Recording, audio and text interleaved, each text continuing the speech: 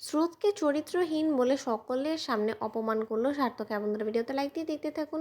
স্রোতকে বলতে থাকে সার্থক যে, আচ্ছা স্রোত, তুমি আমাকে একটা কথা বলো তো, তুমি তো কোনো মতে যাওয়ার আগে বাবাকে বলে যাওনি যে তুমি এই সোফাটার মধ্যে মোটেও কমফোর্টেবল না, আর তার জন্যই হয়তো বা তুমি বাবাকে বলে গিয়েছো, বিধায় বাবা আমার অবর্তমানে এই সোফাটা সরিয়ে দেওয়ার মতন এত বড় একটা দুঃসাহস দেখিয়েছে। তখন এই কথা বলা মাত্র সার্থকের বাবা বলতে থাকে যে, সার্থক, আমি সেরকম কোনো কথা কি একবার তোমাকে বলেছি? শুধু শুধু মেয়েটাকে তুমি দুঃসা কেন বলো তো? তখন সার্থক বলতে থাকে যে, বাবা প্লিজ, এবার তুমি আমাদের হাজব্যান্ড ওয়াইফের মাঝখানে অন্তত ইন্টারফেয়ার করার চেষ্টা করো না। কারণ তুমি তো বলো যে এটা আমাদের হাজব্যান্ড ওয়াইফের বিষয়, তাই আমাদেরকেই সলভ করতে হবে। তাহলে প্লিজ, আমি তোমার কাছে হাত জোর করে অনুরোধ করছি, তুমি প্লিজ এই মুহূর্তে আমার ঘর থেকে বেরিয়ে যাও। অন্যদিকে সার্থকের বাবা সেই রুম থেকে বেরিয়ে পড়া মাত্র সার্থকের বিষয় নিয়ে সার্থকের বাবাকে বলতে থাকে যে, দাদা, আজকের মেয়েটা কোনো মতেই হয়তো বা তোমার ছেলের ভয়ানক থাবা থেকে আর রক্ষে পাবে না। তখন এই কথা বলা মাত্র সার্থক স্রোতকে বলতে থাকে যে, আচ্ছা স্রোত, তুমি একটা কথা বলতো, তুমি এতটা নোংরা আর ক্যারেক্টারলেস কেন বলো তো? তোমার খুব ইচ্ছে হচ্ছে না আমার সাথে এক বেড শেয়ার করার জন্য? আরে সেই আক্ষেপটা তোমার যখন এতটাই রয়ে গিয়েছিল মনের মধ্যে, তাহলে তুমি সেটা আমাকে সরাসরি বললেও তো পারতে। তুমি শুধু শুধু বাবার সামনে এরকম করে ন্যাকামো করে বলার কি আছে বলো? তা তুমি আমার সামনে এমন একটা ভান করো যেন তুমি কিনা সবসময় আমি যেটা চাই তুমি সেটা করার জন্যই উদ্বিগ্ন হয়ে থাকো। এমন কেন করো বলো তো? তোমরা মেয়ে ক্যারেক্টারগুলোই এরকম, জানো তো? তোমাদের মেয়েদেরকে বোঝা আসলে এতটাও সহজ নয়। তখন এই কথা বলে কিন্তু বলতে থাকে যে, স্যার, আপনি আমাকে ক্যারেক্টারলেস কেন বললেন বলুন তো? আপনার কি মনে হয় যে আমি আপনার সাথে এক বেড শেয়ার করার জন্য অনেক বেশি অপেক্ষা করে আছি? আমি আপনাকে অবগত করার জন্য একটা কথা জানিয়ে রাখি, আমার মোটেও কোনো রকম কোনো শখ নেই আপনার মতন একটা কুৎসিত মন মানসিকতার মানুষের সাথে এক বেড শেয়ার করার জন্য। অন্যদিকে সার্থক বলে থাকে যে, কেন?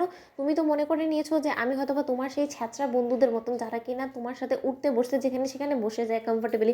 শোনো স্রোত, আমাকে যদি তুমি তোমার অন্য বন্ধুদের মতন মনে করে থাকো যে না, আমিও সব মেয়েদের সাথে কমফোর্টেবল, তাহলে আমি রিয়েলি ভেরি সরি। আমি কোনো মতেই যেমন অন্য কোনো মেয়ের সাথে কমফোর্টেবল ছিলাম না, ঠিক তেমনি তোমার সাথেও আমি কমফোর্টেবল নয়। তাই আমি তোমাকে আগেভাগেই জানিয়ে দিচ্ছি যে তোমার যদি সত্যকারতে আমার বিছানায় ঘুমানোর এতটাই শখ থেকে থাকে, তাহলে তুমি আমাকে মুখের উপরে বলে দিতে পারো, আমি বরঞ্চ সোফায় গিয়ে ঘুমানোর ব্যবস্থা করে নেবো নিজের মতো করে। কিন্তু তাই বলে তুমি আমার সামনে একরকম ফেস নিয়ে এসে দাঁড়াবে আর আমার বাবার সামনে আরেক রকম দেখানোর চেষ্টা করবে, সেটা কিন্তু আমি মোটেও অ্যাকসেপ্ট করে নেবো না। কারণ তুমি ভুলে যাও না যে আমাদের বিয়েটা শুধুমাত্র 1 বছরের জন্য, আর এর মধ্যে আমি চাই না যে আমাদের মধ্যে এমন কোনো অপ্রীতিকর ঘটনা ঘটুক যার ফলে কিনা পরে গিয়ে আমাদেরকে পস্তাতে হয়। তখন স্রোত বলতে থাকে যে, তার মানে স্যার, আমি কি এটা ধরে নিতে পারি যে আপনি আমাকে ক্যারেক্টারলেস বলার চেষ্টা করলেন? আমি আপনাকে একটা কথা বলে রাখছি স্যার, আমাকে এতটা নিচে নামিয়ে দিবেন না আপনি, যে যার ফলে কিনা আপনি পরে নিজের সামনে নিজেকে আয়নায় দেখে লজ্জা পান। I am really very sorry to say sir, আমি কখনো দিনও অ্যাকসেপ্টও করতে পারবো না এই জিনিসটা যে আপনি আমাকে ক্যারেক্টারলেস বললেন। আমার এই কথাটা চিরকাল মনে থাকবে। আমি আমৃত্যু এই কথাটা মনে রাখবো। আপনি আমাকে আজকে যে কষ্টটা দিলেন সেটার পর আপনি আর যাই হোক না কেন, আমার কাছে যদি 1000বারও ক্ষমা চান, আমার কাছে কোনো ক্ষমা পাবেন না।